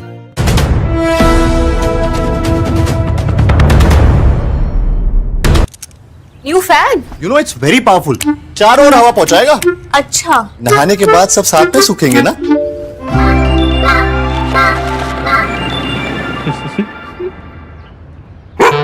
Finolex boomerang ceiling fans with stylish new age designer blades. No stress, Finolex. Gaza पट्टी में जबरदस्त गोलीबारी के बीच इजराइल की सेना ने लेबनान के कट्टरपंथी संगठन हिजबुल्लाह के लड़ाकों से सीधा मोर्चा लेना शुरू कर दिया है, जिससे इजराइल और हिजबुल्लाह के बीच सीधी लड़ाई के हालात बन गए। क्योंकि इजराइल की वायुसेना ने हिजबुल्लाह के लड़ाकों को दक्षिणी लेबनान में घुसकर मारा और सबूत के तौर पर एयर स्ट्राइक का वीडियो जारी किया, जिसमें पहले एक ठिकाना उड़ा, फिर दूसरा और फिर तीसरा, जिसके बाद यह सिलसिला यूं ही चलता रहा और दक्षिणी लेबनान में हिजबुल्लाह के ठिकाने एक एक कर राख के ढेर में बदलते रहे। यही नहीं, इजराइल ने एक दूसरा वीडियो भी जारी किया, जिसमें उसने कुछ लोगों को टारगेट किया और फिर उन पर बम गिरा दिया। वीडियो में जिन लोगों पर बमबारी की गई वो यहां वहां भागते भी दिखे, लेकिन आखिरकार उन्हें इजराइल ने खत्म कर दिया और जानकारी दी कि उसने यह ऑपरेशन दक्षिणी लेबनान के शुशन इलाके में किया, जहां से हिजबुल्लाह के लड़ाकों ने इजराइल की सेना पर गोले दागे थे, जिसका बदला लेने के लिए इजराइल दक्षिणी लेबनान में घुस गया। ये नहीं, हिजबुल्लाह ने उसके 2 लड़ाकों की मौत की पुष्टि भी की, जिसके बाद इजराइल का उत्तरी और लेबनान का दक्षिणी हिस्सा जंग के मैदान में बदलने लगा, क्योंकि इजराइल की सेना के ऑपरेशन के बाद हिजबुल्लाह ने भी पलटवार किया और खबर आई कि उसने उत्तरी इजराइल में फिर से मिसाइलें दागी, जिसके बाद उत्तरी इजराइल के कई इलाके धुआं-धुआं हो गए, क्योंकि वहां 1-2 नहीं बल्कि 10 मिसाइलें गिरी, जिन्हें दक्षिणी लेबनान में बैठे हिजबुल्लाह के लड़ाकों ने दागा। जिसके बाद इजराइल की सेना उत्तरी इजराइल में एक्टिव हो गई। उसके हेलीकॉप्टर सीमा पर निगरानी करते दिखे, जबकि एक दिन पहले ही उसने फरमान जारी किया था कि इजराइल का लेबनान की सीमा से लगने वाला 5 किलोमीटर तक का इलाका खाली किया जाएगा, क्योंकि उत्तरी इजराइल के मेतुला, बेतशेयान, स्फा और तिबेरिया समेत 28 इलाकों पर मिसाइल गिरने का खतरा मंडरा रहा है, क्योंकि हिजबुल्लाह का टारगेट यही इलाके हैं। लेबनान के सबसे करीब मौजूद इजराइल के शहर मेतुला को तो छावनी में बदल दिया गया, जहां लोगों के रहने पर बैन लग गया, क्योंकि गाजा के अल अहली अस्पताल पर रॉकेट गिरने के बाद हिजबुल्लाह पहले से ज्यादा आक्रामक हुआ। एक दिन पहले ही उसने उत्तरी इजराइल में हमला किया था और उसका मेरकवा टैंक उड़ा दिया था, जिसमें इजराइल के एक सैनिक की मौत हो गई थी। क्योंकि हमास के साथ खड़े हिजबुल्ला को जैसे ही गाजा के अल अहली अस्पताल पर रॉकेट गिरने की खबर मिली, वो इजराइल पर भड़क गया। क्योंकि हमास और फिलिस्तीन ने हमले के लिए इजराइल को जिम्मेदार ठहराया। यानी अस्पताल पर रॉकेट गिरने के मामले ने उत्तरी इजराइल में छिड़ी जंग की आग में घी डाल दिया और उत्तरी इजराइल में हिजबुल्ला के हमले तेज हो गए। इजरायली सेना के मुताबिक लेबनान सीमा के पास के उसके रोश हनिका इलाके में एंटी टैंक मिसाइलें दागी गई। यानी अल अहली अस्पताल पर रॉकेट गिरने के बाद उत्तरी इजराइल सुलग उठा और इजराइल के 5 सैनिकों की मौत हो गई, जबकि इजराइल की जवाबी कार्रवाई में हिजबुल्ला के 13 लड़ाकों की मौत हुई, जिनमें 2 की मौत की खुद हिजबुल्ला ने पुष्टि की। इस बीच इजराइल से लोहा लेने को तैयार हिजबुल्ला ने केवल सीमा पर ही नहीं बल्कि लेबनान के अंदर भी इजराइल और उसके दोस्त अमेरिका के खिलाफ मोर्चा खोल दिया। लेबनान की राजधानी बेरूत में तो उसके समर्थक हिंसा पर उतारू हो गए और उन्होंने इतना उत्पाद मचाया कि लेबनान की सेना को सड़कों पर उतरना पड़ा। लेकिन हिजबुल्ला समर्थकों को रोकना उसके लिए मुश्किल हो गया, क्योंकि प्रदर्शन करने वालों ने सेना पर फायरिंग तक कर डाली। हमास का साथ देने और इजराइल के खिलाफ गुस्सा दिखाने के लिए ये लोग बेरूत में अमेरिका के दूतावास के बाहर इकट्ठा हुए और देखते ही देखते हिंसा शुरू हो गई, क्योंकि ये लोग सेना से ही भिड़ गए। मारपीट तक की नौबत आ गई और बेरूत की सड़क जंग के मैदान जैसी लगने लगी। हिजबुल्ला समर्थकों ने मांग की कि बॉर्डर खोल दिया जाए, क्योंकि वो इजराइल में घुसकर गाजा के लोगों का बदला लेना चाहते हैं। लेकिन नारेबाजी से शुरू हुआ प्रदर्शन देखते ही देखते हिंसक हो गया, क्योंकि लेबनान में मौजूद शिया संगठन हिजबुल्ला इजराइल और अमेरिका के खिलाफ आग उगल रहा है। जबकि अमेरिका ने इजराइल को हिजबुल्ला से न भिड़ने की सलाह दी। इजराइल की मीडिया ने दावा किया कि बाइडेन ने नेतन्याहू को उत्तरी इजराइल में फूंक फूंक कर कदम रखने की सलाह दी, क्योंकि उत्तरी इजराइल में इजराइल की एक गलती जंग को न्योता दे सकती है। यानी हिजबुल्ला से जंग लड़ने पर उतारू इजराइल को उसी के दोस्त अमेरिका ने आगाह किया और नसीहत दी कि वो उत्तरी इजराइल में कोई गलती न करे, क्योंकि इजराइल के मीडिया ने दावा किया कि बाइडेन ने उत्तरी इजराइल में बढ़ रहे तनाव पर नेतन्याहू से बात की और उन्हें सलाह दी कि हिजबुल्ला की गोलीबारी पर इजराइल की सेना संभल कर जवाब दे, क्योंकि लेबनान में इजराइल की एक गलती बहुत बड़े युद्ध का कारण बन सकती है। वैसे इजराइल को भी हिजबुल्ला की ताकत का एहसास है, क्योंकि इजराइल के मिलिट्री चीफ ने बयान दिया कि हिजबुल्ला हमास से 10 गुना ताकतवर है। यानी इजराइल और अमेरिका दोनों जानते हैं कि हिजबुल्ला से जंग हुई तो इजराइल के लिए मुश्किल बढ़ जाएगी, क्योंकि हिजबुल्ला लेबनान ही नहीं बल्कि इजराइल की सीमा से लगे सीरिया, जॉर्डन और फिलिस्तीन तीनों जगह सक्रिय है। यानी इजराइल पर चारों तरफ से हमला हो सकता है और इसीलिए अमेरिका ने इजराइल को हिजबुल्ला से सावधान रहने की नसीहत दी। यही नहीं, उसने हिजबुल्ला का साथ देने वाले ईरान पर भी दबाव बढ़ाया, जिसके लिए उसने ईरान के बैलिस्टिक मिसाइल और ड्रोन कार्यक्रमों पर बैन बढ़ा दिए।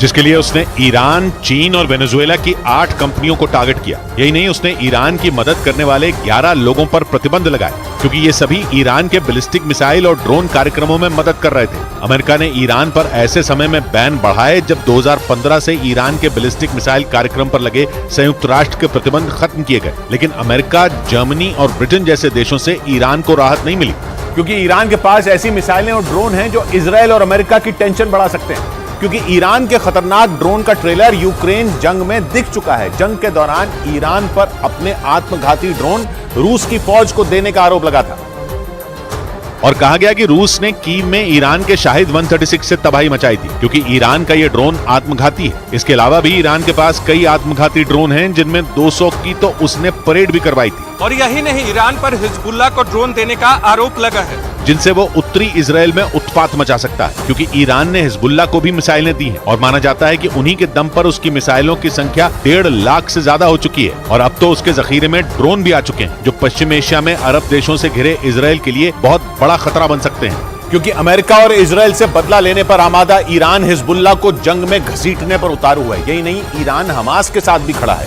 और इजराइल और हमास की जंग की आग में घी डाल रहा है। लेकिन ईरान जानता है कि हिजबुल्ला की ताकत हमास से ज्यादा है। यही नहीं, उसे बनाने वाला भी ईरान ही है, क्योंकि उसे 1980 में इस्लामिक क्रांति को पश्चिम एशिया में फैलाने के लिए हिजबुल्लाह जैसे संगठन की जरूरत थी, जिसे ईरान ने अपने दुश्मनों के खिलाफ मनमाने तरीके से इस्तेमाल किया। पहले वो लेबनान की सुन्नी सरकार से भिड़े, फिर सीरिया, इराक, जॉर्डन और फिलिस्तीन जैसे देशों में अमेरिका और इजराइल के खिलाफ लड़े, क्योंकि ये शिया संगठन धीरे धीरे कट्टरपंथी संगठन के तौर पर अपनी पैठ बढ़ाता गया। हालांकि अमेरिका और उसके कई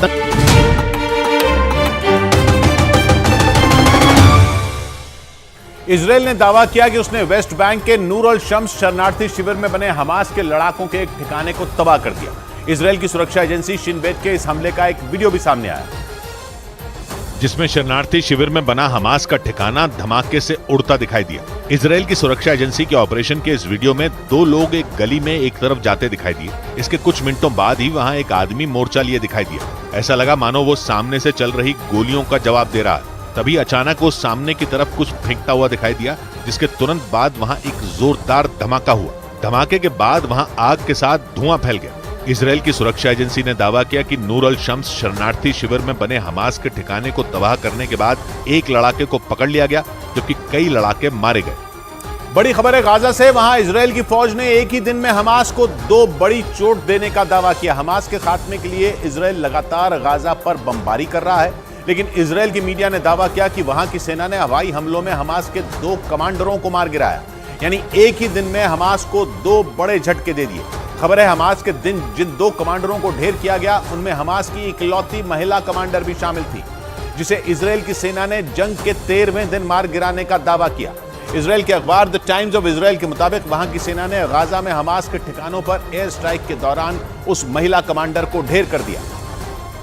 और फिलिस्तीन के एक समाज सेवी ने भी सोशल मीडिया पर जमीला अल शंती नाम के हमास की उस कमांडर की मौत की पुष्टि की। हालांकि उन्होंने ये नहीं बताया कि इजराइल की सेना ने जमीला को ठिकाने लगाने के लिए गाजा के किस इलाके में एयर स्ट्राइक की। द टाइम्स ऑफ इजराइल के मुताबिक 68 साल की जमीला अल शंती हमास के सह संस्थापक अब्दुल अजीज अल रंतीसी की पत्नी थी। उसके पति की साल 2004 में इजराइल के एक हवाई हमले में मौत हो गई थी और पति की मौत के 2 साल बाद जमीला अल शंती हमास से जुड़ी, जिसके बाद गाजा में साल 2006 में हुए चुनाव में उसे भारी मतों से जीत मिली थी। जमीला अल शंती साल 2021 में हमास के पोलित ब्यूरो की पहली महिला सदस्य के तौर पर चुनी गई थी। और इतना ही नहीं, जमीला अल शंती ने ही हमास के महिला संगठन की भी स्थापना की, जिसके बाद ही चरमपंथी संगठन हमास अपने साथ भारी संख्या में महिलाओं को भी जोड़ पाया और इसकी वजह से हमास की ताकत में काफी इजाफा हुआ। द टाइम्स ऑफ इजराइल के मुताबिक जमीला अल शंती हमास के महिला संगठन की प्रमुख और हमास की इकलौती महिला कमांडर थी। यानी हमास की महिला ब्रिगेड की पूरी जिम्मेदारी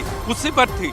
इजराइल की खुफिया एजेंसी मोसाद के मुताबिक जमीला अल शंती उन लोगों में शामिल थी जिन्होंने 7 अक्टूबर को इजराइल को दहलाने वाले हमले की साजिश रची थी। उस भयानक हमले के बाद से ही इजराइल की सेना हमास की उस कमांडर की तलाश में जुटी थी और इजराइल की सेना ने हमास की महिला कमांडर जमीला अल शंती को ढेर कर दिया। इसके अलावा जंग के 13वें दिन इजराइल ने हमास के एक और बड़ा झटका दिया। इजराइल के अखबार द टाइम्स ऑफ इजराइल के मुताबिक हमास के जिहाद महसन नाम के कमांडर को भी मार गिराया गया और दावा किया गया कि जिहाद महसन को इजराइल की सेना ने हवाई हमले में ढेर कर दिया। द टाइम्स ऑफ इजराइल के मुताबिक हमास के इस कमांडर को गाजा के शेख रिदवान इलाके में मारा गया। दावा किया गया कि इजराइल की सेना ने वहां जिहाद महसन के घर पर जोरदार एयर स्ट्राइक की, जिसमें उसका घर पूरी तरह बर्बाद हो गया। खबर है कि इजराइल के इस हमले में हमास के कमांडर जिहाद महसन के साथ उसके परिवार के कई सदस्यों की भी मौत हो गई।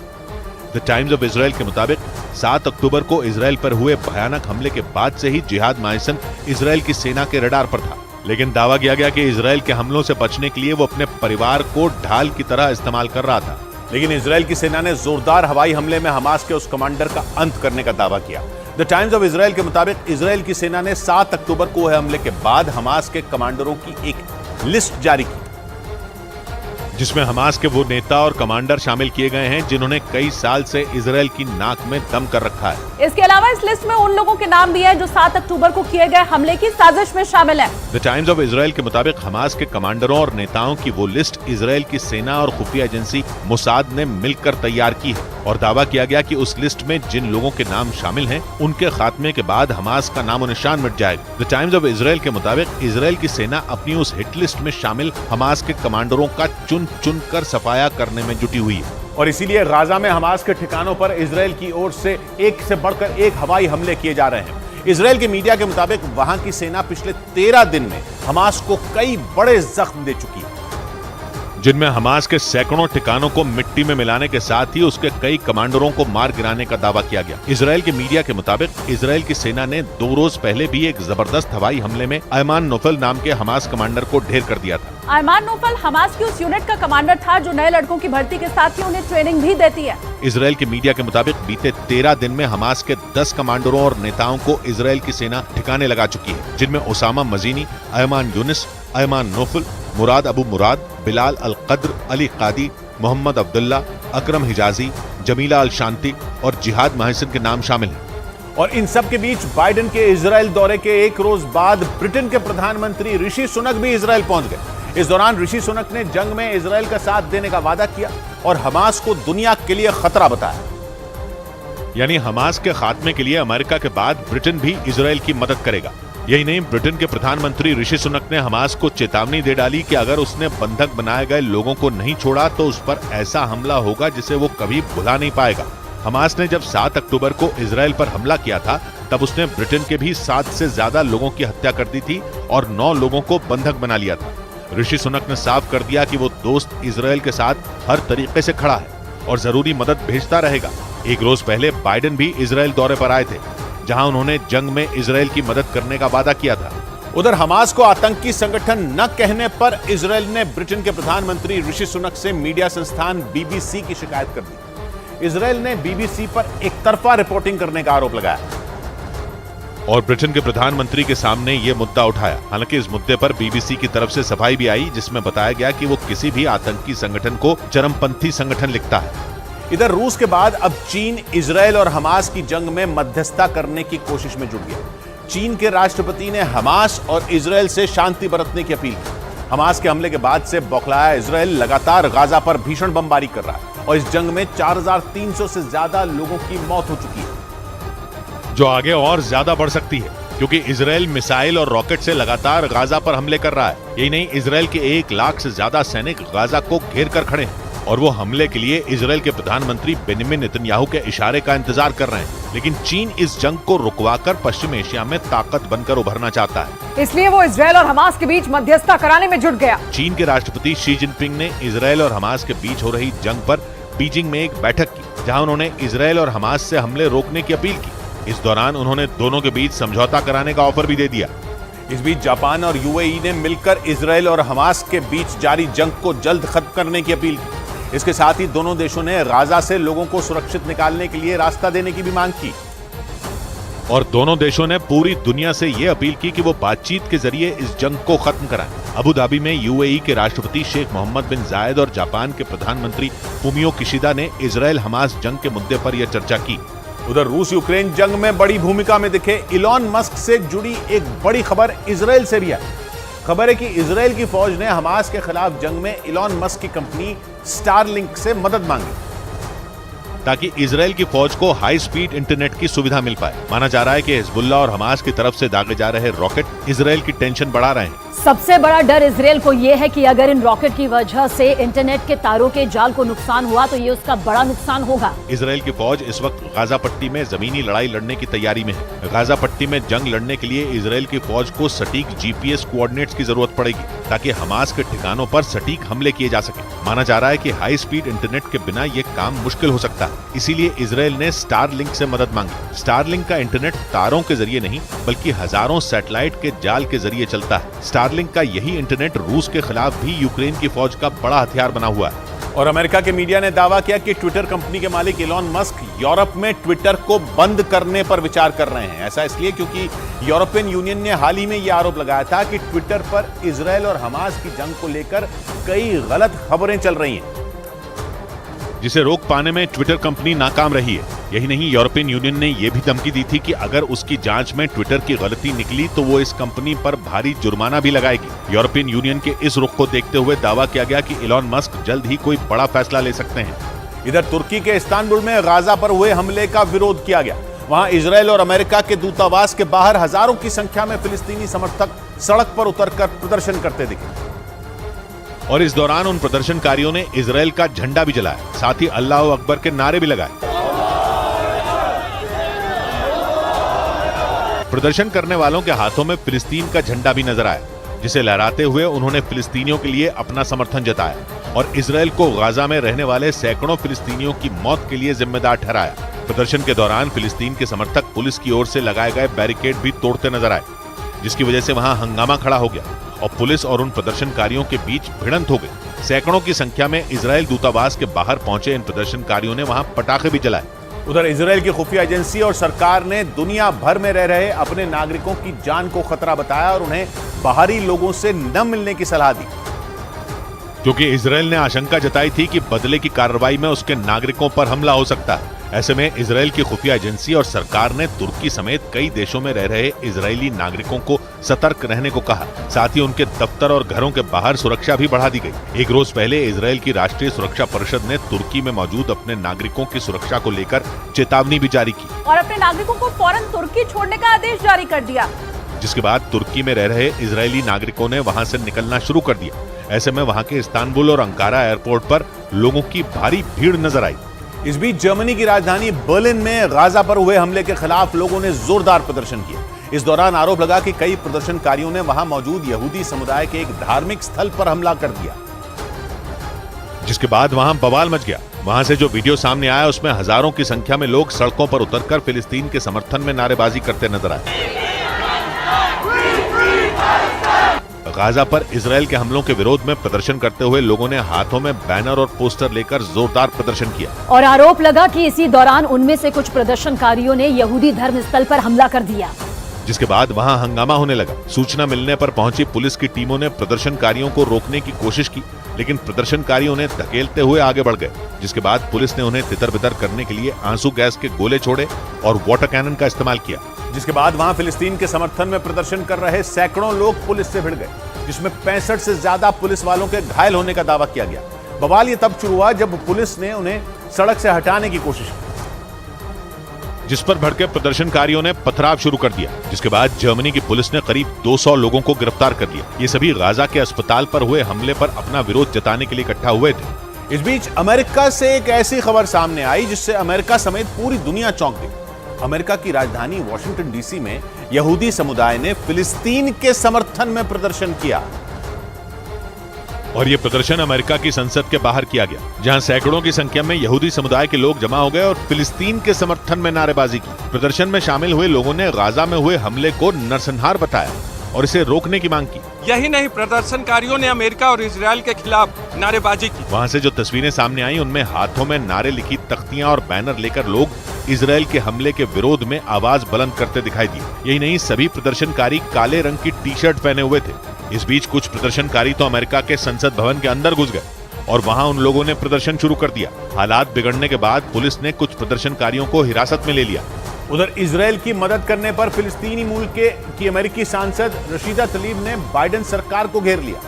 उन्होंने फिलिस्तीनियों के नरसंहार के लिए बाइडेन सरकार पर फंडिंग करने का आरोप लगा दिया और उन्होंने इजरायल और हमास के बीच चल रही जंग को फौरन खत्म करने की मांग भी की। अमेरिका की संसद में रशीदा तलीब फिलिस्तीनी मूल की इकलौती सांसद हैं और अमेरिका के शिकागो में फिलिस्तीन के समर्थन में सैकड़ों लोगों ने सड़कों पर उतरकर प्रदर्शन किया। इस प्रदर्शन में कई महिलाएं हाथों में फिलिस्तीन के समर्थन वाले पोस्टर लिए नजर आई और इस दौरान प्रदर्शनकारियों ने इजरायल के खिलाफ खूब नारे भी लगाए। वहां जुटे लोगों ने गाजा के अल अहली अस्पताल पर हमले के लिए इजरायल को जिम्मेदार ठहराया। इधर अपनी आलोचना होने के बाद मिस्र की फुटबॉल टीम के कप्तान मोहम्मद सलाह ने चुप्पी तोड़ते हुए इस युद्ध को जल्द खत्म करने की मांग की। फिलिस्तीनियों के बचाव में न बोलने की वजह से मोहम्मद सलाह पर सवाल उठाए गए थे, जिसके बाद मिस्र की फुटबॉल टीम के कप्तान ने एक वीडियो जारी किया जिसमें उन्होंने युद्ध को खत्म करने की अपील की। यही नहीं, मोहम्मद सलाह ने गाजा में पीड़ितों की फौरन मदद करने की जरूरत बताई। इस बीच अमेरिका के फ्लोरिडा में अहमद अलकोसा नाम के डेंटिस्ट ने आरोप लगाया कि इजरायली बंदूकों के पोस्टर फाड़ने पर उन्हें नौकरी से निकाल दिया गया। इजरायली बंदूकों के पोस्टर फाड़ते हुए उनका एक वीडियो सामने आया और उस वीडियो में वो अपने एक साथी के साथ पोस्टर के टुकड़े करते नजर आए। अपनी डेंटिस्ट की नौकरी जाने के बाद अहमद अलकोसा ने सफाई दी कि उस पोस्टर से नस्लीय हिंसा भड़क सकती थी। उधर फिलिस्तीन के समर्थन में पाकिस्तान क्रिकेट टीम के कई खिलाड़ी उतर आए। इन खिलाड़ियों ने अपने सोशल मीडिया अकाउंट से फिलिस्तीन के झंडे की फोटो शेयर की और पाकिस्तानी खिलाड़ियों की इस लिस्ट में इफ्तिखार अहमद, शादाब खान, मोहम्मद नवाज, हारिस रऊफ और उस्मान मीर जैसे नाम शामिल रहे। कुछ दिन पहले पाकिस्तानी बल्लेबाज मोहम्मद रिजवान ने अपनी टीम की जीत और अपने शतक को गाजा के लोगों को समर्पित किया था और पाकिस्तान क्रिकेट बोर्ड ने फिलिस्तीन का समर्थन करने वाले अपने खिलाड़ियों का बचाव करते हुए उनके खिलाफ सोशल मीडिया पर जताई जा रही आपत्तियों को खारिज कर दिया। इससे पहले फिलिस्तीन का साथ देने पर पाकिस्तान क्रिकेट टीम के खिलाड़ियों का सोशल मीडिया पर विरोध शुरू हो गया था, जिस पर पाकिस्तान क्रिकेट बोर्ड ने दो टूक कह दिया कि ऐसा करके उसके खिलाड़ियों ने आईसीसी के किसी भी नियम का उल्लंघन नहीं किया, क्योंकि खिलाड़ी मैदान से बाहर अपनी राय रखने के लिए आजाद हैं। इस बीच ग्रीस के एथेंस में फिलिस्तीन के समर्थकों ने इजरायल दूतावास के सामने विरोध प्रदर्शन किया। 7 अक्टूबर को हुए हमास के हमले के बाद इजरायल की सेना की तरफ से गाजा पर जारी ताबड़तोड़ हमलों का विरोध किया गया और इजरायल दूतावास के बाहर जमकर हंगामा किया। इस दौरान पुलिस और प्रदर्शनकारियों के बीच जोरदार भिड़ंत हो गई, जिसके बाद पुलिस को आंसू गैस के गोले दागने पड़े। हजारों की संख्या में प्रदर्शनकारी मार्च करते हुए इजरायल दूतावास के बाहर पहुंचे और इजरायल के खिलाफ अपना गुस्सा दिखाया। इस दौरान प्रदर्शनकारियों ने इजरायल के झंडे को भी आग के हवाले कर दिया, जिसके बाद प्रदर्शनकारियों और पुलिस के बीच भिड़ंत हो गई और वहां हालात बेकाबू हो गए। प्रदर्शनकारियों ने इजरायल की तरफ से गाजा पर जारी हमलों को गलत बताया और उन्हें जल्द से जल्द रोकने की मांग की। उधर तुर्की के मीडिया के मुताबिक हमास जंग की वजह से बढ़ते तनाव के बीच तुर्की की नौसेना भूमध्य सागर में युद्धाभ्यास करने में जुट गई। हमास के हमले के बाद अमेरिका इजरायल की मदद के नाम पर अपने जहाजों का पूरा बेड़ा भूमध्य सागर में तैनात कर चुका है। लेकिन इन सब के बीच तुर्की की नौसेना ने समंदर के उसी इलाके में युद्धाभ्यास शुरू कर दिया। तुर्की के मीडिया के मुताबिक अपने इस कदम से उसने अमेरिका को ये चेतावनी भी दे दी कि अगर वो इस जंग में उतरा तो तुर्की भी ईरान के समर्थन में उसके खिलाफ जंग छेड़ देगा। हालांकि तुर्की नेटो का सदस्य है और इस सैन्य संगठन की अगुवाई अमेरिका ही करता है, लेकिन इजरायल पर हमास के हमले के बाद पूरी कहानी ही उलट गई। क्योंकि तुर्की एक मुस्लिम देश है और जंग की शुरुआत से ही वो फिलिस्तीन के समर्थन में खड़ा है और माना जा रहा है कि जैसे ही अमेरिका ने इजरायल की मदद के लिए समंदर में युद्धपोत उतारे तो तुर्की ने भी मिलिट्री ड्रिल शुरू कर दी। इधर शुरुआती गिरावट के बाद सेंसेक्स और निफ्टी नीचे से सुधर कर बंद हुए। इस दौरान मिड कैप और स्मॉल कैप शेयरों की फ्लैट क्लोजिंग हुई। हालांकि ऑटो और एफएमसीजी सेक्टर के शेयरों में खरीदारी देखी गई, लेकिन मेटल, एनर्जी और रियल्टी के शेयरों पर दबाव रहा, जिससे बॉम्बे स्टॉक एक्सचेंज का सेंसेक्स 247 अंक गिरकर 65,629 पर बंद हुआ, जबकि निफ्टी 46 अंकों की गिरावट के साथ 19,624 के स्तर पर बंद हुआ। और शेयर बाजार की खबर तो आपको कई जगह मिल जाएगी, लेकिन शेयर बाजार का एक्सपर्ट आपको बनाएगा सिर्फ मनी कंट्रोल प्रो। इस बीच चॉकलेट समेत कई दूसरे प्रोडक्ट बनाने वाली दुनिया की बड़ी कंपनी नेस्ले ने इजरायल में अपना कारोबार अस्थायी तौर पर बंद करने का ऐलान कर दिया। हमास और इजरायल के बीच जारी जंग को देखते हुए कंपनी ने यह फैसला लिया और कंपनी के मुताबिक वो अपने कर्मचारियों की सुरक्षा को लेकर कोई खतरा मोल नहीं लेना चाहती। नेस्ले से पहले कुछ और अंतर्राष्ट्रीय कंपनियां भी इजरायल में अपना कारोबार अस्थायी तौर पर बंद कर चुकी हैं। और इधर इजरायल और हमास की जंग में पाकिस्तान ने भी एंट्री ले ली। पाकिस्तान के पूर्व प्रधानमंत्री नवाज शरीफ के दामाद ने इजरायल को परमाणु हमले की चेतावनी दे डाली और नवाज शरीफ के दामाद ने इजरायल को धमकी दी कि पाकिस्तान के परमाणु हथियार सिर्फ पाकिस्तान के लिए ही नहीं बल्कि सभी मुस्लिम देशों के लिए हैं और इजरायल ने अगर गाजा पर हमला नहीं रोका तो पाकिस्तान उस पर परमाणु बम गिरा देगा। पाकिस्तान के पेशावर में फिलिस्तीन के समर्थन में एक रैली निकाली गई, जहां पाकिस्तान के पूर्व प्रधानमंत्री नवाज शरीफ के दामाद ने इजरायल को परमाणु हमले की चेतावनी दी। पाकिस्तान लगातार फिलिस्तीन का समर्थन करता आया और उसने हमास के हमले को भी सही ठहराया था। यही नहीं, पाकिस्तान और इजरायल एक दूसरे के दुश्मन है। पाकिस्तान ने तो इजरायल को देश की मान्यता भी नहीं दी। उधर गाजा के अस्पताल पर हुए हमले के आरोप पर फिलिस्तीन इजरायल के खिलाफ इंटरनेशनल क्रिमिनल कोर्ट में अपील करेगा। ग्रीस की राजधानी एथेंस पहुंचे फिलिस्तीन के राजदूत ने यह बयान दिया और इजरायल के ऊपर अस्पताल पर हमले का आरोप लगाते हुए उसे मानवता का दुश्मन करार दिया। इसके साथ ही फिलिस्तीन के राजदूत ने ग्रीस से इजरायल का समर्थन न करने की अपील भी की। इस बीच हमास के हमलों की निंदा नहीं करने पर इजरायल ने संयुक्त राष्ट्र की आलोचना की। इसके साथ ही संयुक्त राष्ट्र में इजरायल के राजदूत ने यह आरोप लगाया कि हमास ने अरबों डॉलर की अंतर्राष्ट्रीय मदद का गलत इस्तेमाल किया और इजरायल के राजदूत ने संयुक्त राष्ट्र पर हमास के इशारे पर चलने का भी आरोप लगाया। Distinguished council members, stop following Hamas's script.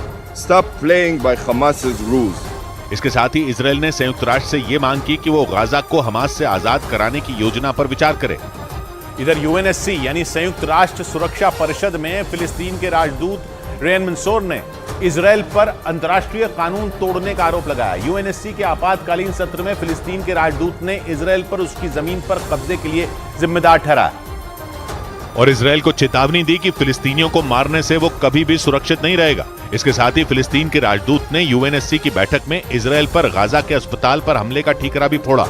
उधर ऑस्ट्रेलिया के प्रधानमंत्री एंथनी अल्बनीज ने इजरायल और हमास के बीच चल रही जंग में आम नागरिकों को निशाना बनाए जाने की आलोचना की। ऑस्ट्रेलिया के पीएम ने इस जंग में अंतर्राष्ट्रीय कानून का पालन करने की मांग की और युद्ध में आम नागरिकों की सुरक्षा को सबसे जरूरी बताया। Every innocent life matters, whether it is Israeli, or Palestinian. इस मुद्दे पर ऑस्ट्रेलिया के प्रधानमंत्री ने सभी देशों से मिलकर बात करने और जंग को जल्द खत्म कराने की अपील भी की। इधर गाजा पर इजराइल के हमलों की कार्रवाई पर मिस्र के राष्ट्रपति अब्दुल फतेह अल सीसी से जॉर्डन के किंग अब्दुल्ला ने मुलाकात की। इस दौरान दोनों नेताओं के बीच इजराइल हमास युद्ध को खत्म करने के तरीकों पर चर्चा हुई। और खबर है कि इस दौरान दोनों नेताओं ने इजराइल की नीति की आलोचना करते हुए गाजा को ज्यादा मदद देने पर जोर दिया। इजराइल और हमास के बीच चल रही जंग में मिस्र और जॉर्डन दोनों फिलिस्तीनियों के साथ हैं। इस बीच इजराइल और हमास की जंग के बीच प्रधानमंत्री नरेंद्र मोदी ने फिलिस्तीन के राष्ट्रपति मोहम्मद अब्बास से फोन पर बातचीत की। इस दौरान उन्होंने गाजा के अस्पताल पर हुए हमले पर दुख जताते हुए मरने वालों के प्रति अपनी संवेदना जाहिर की। और इसके साथ ही प्रधानमंत्री ने फिलिस्तीनियों की मदद करते रहने का भरोसा भी दिया। इस बात की जानकारी पीएम ने ट्वीट कर दी। आज कुछ फरमान है, कल और कुछ। आज कुछ फरमान, कल और कुछ। बढ़ रही है रोज दल दल और कुछ। 100 बात की एक बात कही रज़ीक ने, मेरी कोशिश दुश्मनी का खात्मा, आप करते हैं रिहर्सल और कुछ। मिलते हैं कल, घड़ी जब इशारा करेगी 9 बजे रात का। वक्त फिर होगा 100 बात की बात।